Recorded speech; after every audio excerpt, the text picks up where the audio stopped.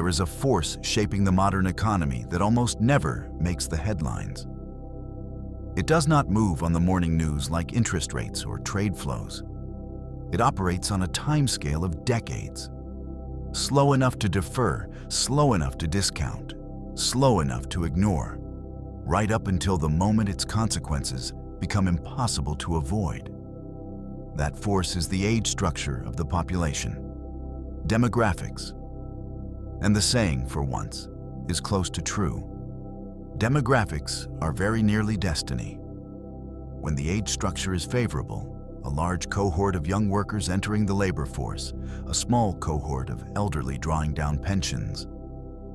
An economy enjoys what economists call the demographic dividend.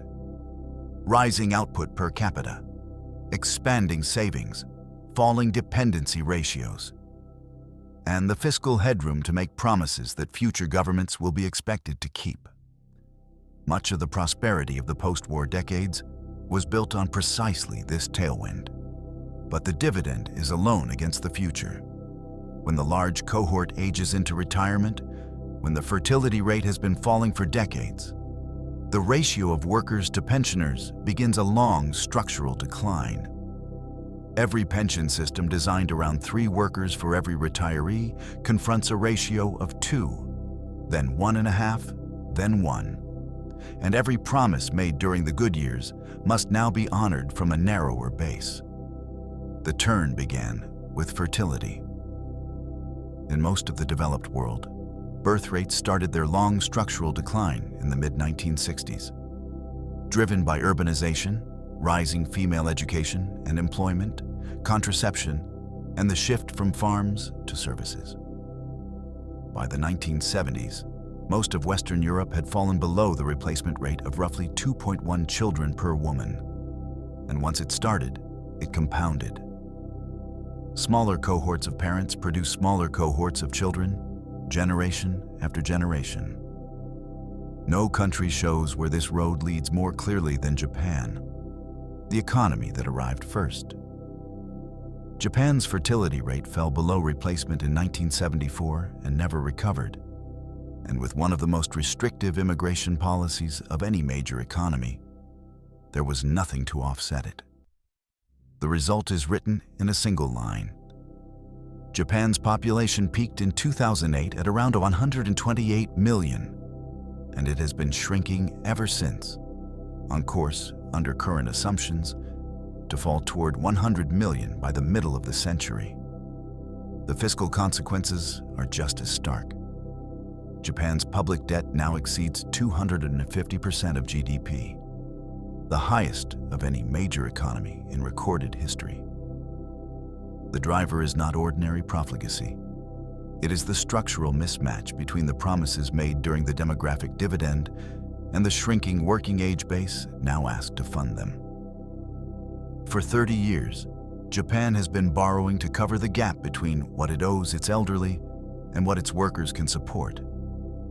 That is also why the Bank of Japan has held interest rates near zero since 1999. Layered on quantitative easing and then yield curve control. These are not really monetary policy tools. They are demographic policy tools, mechanisms for suppressing the cost of a debt that the arithmetic of an aging society would otherwise make unmanageable. The asset markets tell the same story. Japan's stock market peaked in 1989 and took more than 3 decades to return to that level. A 35-year round trip. And Japanese house prices, outside a handful of growing cities, have fallen in real terms for a generation. Because the population of buyers is shrinking faster than the housing stock. There are now some 9 million empty homes across Japan. This is the preview. Germany, Italy, Spain, South Korea, all are on the same path, with a lag of 10 to 30 years. Which brings us to Switzerland, where this abstract arithmetic was put to a vote. For the first time in the country's history, there are now more people over 65 than under 20. The population reached 9.1 million, up 23% since free movement with the EU came into force. with foreign-born residents now around 27% of the total. Immigration has been the engine of that growth, and the engine of the pension system too. Against that backdrop, the Swiss People's Party proposed capping the population at 10 million. On the 14th of June, voters rejected the cap, 55 to 45. And the geography was revealing. The cities, where immigrant workers are visibly integrated and fiscally productive, voted decisively to stay open. The rural cantons, where decline is already visible in shuttered schools, voted to restrict the very inflow that might slow it. The fiscal case was clear. Foreign residents, younger and working, pay more into the pension system than they draw out. The majority chose correctly. But delay is not the same as resolution, because Switzerland and Japan are not exceptions. They are the leading edge. In Europe, every major economy is below replacement.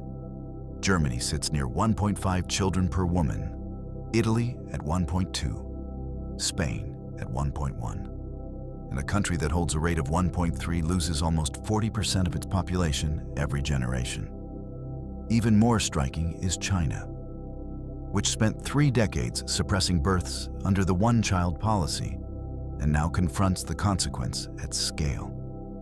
China's working-age population peaked around 2012, and its fertility rate has fallen to roughly 1.0, below even Japan's, meaning a nation of 1.4 billion is beginning a structural decline while still only middle income.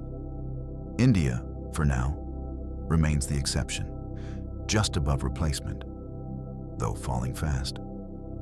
And only sub-Saharan Africa still runs the high fertility of an earlier age. Underneath every one of these national stories runs the same fiscal arithmetic. The pension systems of the developed world are pay-as-you-go.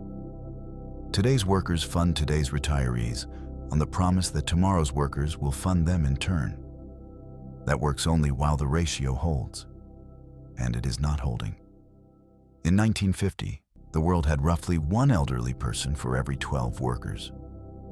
Today, it is closer to 1 in 7 globally, 1 in 4 in Europe, 1 in 3 in Japan. On current trends, age-related public spending is set to consume between 25 and 35% of GDP across much of Europe by 2050. You can already see the cost rising in the public accounts, the share of national income flowing to old-age pensions climbing year after year across the aging economies. And the menu of responses is brutally short. Raise the retirement age, actuarially correct, deeply unpopular. Cut benefits, the same correction, by another route. Raise contributions, a heavier tax on a workforce that is already too small. Or rely on immigration, which helps, but is not a cure, because immigrants age too, and their children's birth rates converge toward the native rate within a generation. There is also a quieter channel, running straight through asset prices. The life cycle model says households save during their working years and spend those savings down in retirement. So the savings rate of a whole economy depends on its age structure. The great asset boom of the 1980s and 1990s was, in part, a demographic event.